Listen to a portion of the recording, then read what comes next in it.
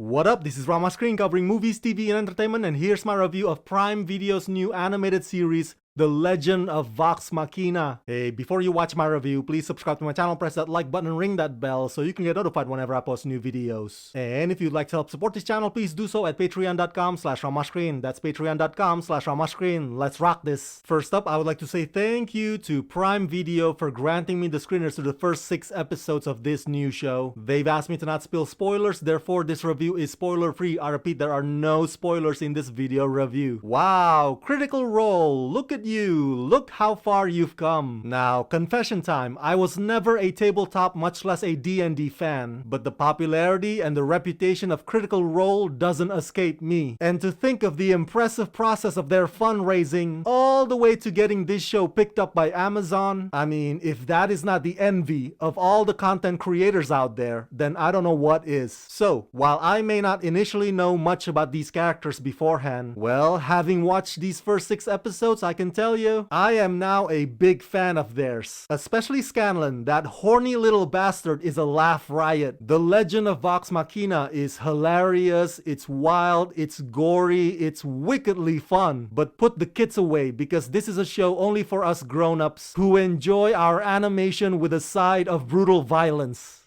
Based on the beloved characters and adventures of Critical Role's first live-stream tabletop role-playing game campaign, The Legend of Vox Machina is an animated fantasy adventure series for adults that follows Vox Machina, a band of misfits with a fondness for boozing and brawling.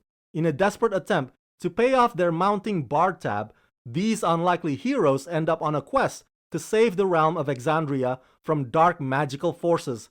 From a sinister necromancer to a powerful curse, the group confronts a variety of obstacles that not only test their skills, but also the strength of their bond. So the first season has a total of 12 episodes, with 3 episodes premiering every week starting January 28th. But Amazon has so much confidence in this show, they have renewed it for a second season ahead of the first season premiere. Wow, unbelievable. And I can see why. The humor on Vox Machina alone will entertain the fraternity boys in all of us. I'm not an animation expert, but I like what they've done here. Obviously, this is not anime, but the designs will definitely resonate with fans of Castlevania and Dota Dragon's Blood. The Legend of Vox Machina is a fantasy, action, adventure, horror, comedy. I know, it's quite the cocktail combination, but the comedy, I would argue, is its strongest feature. It's irreverent and no holds barred. The tone can get pretty dark and terrifying, but the cheeky banters are the tie that binds this team together. You can correct me if I'm wrong, but it is my understanding that the first few episodes are an all-new story, and the subsequent episodes are the story that you Critical Role fans would recognize. That's a pretty fine strategy in my book. It's understandable because in the first couple of episodes, they have to attract non-fans as well. It's this massive undertaking where the Vox Machina team are hired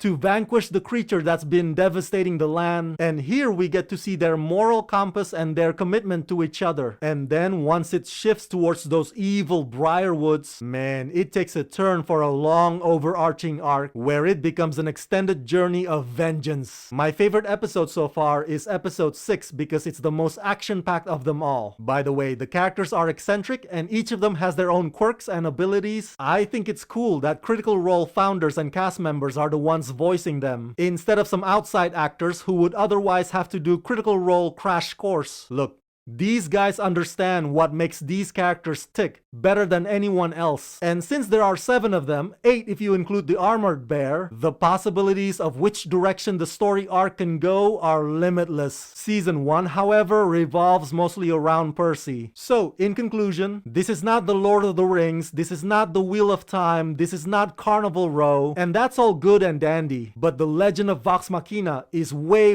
more rock and roll than that. This is basically fantasy adventure on crack, and I can't get enough of it.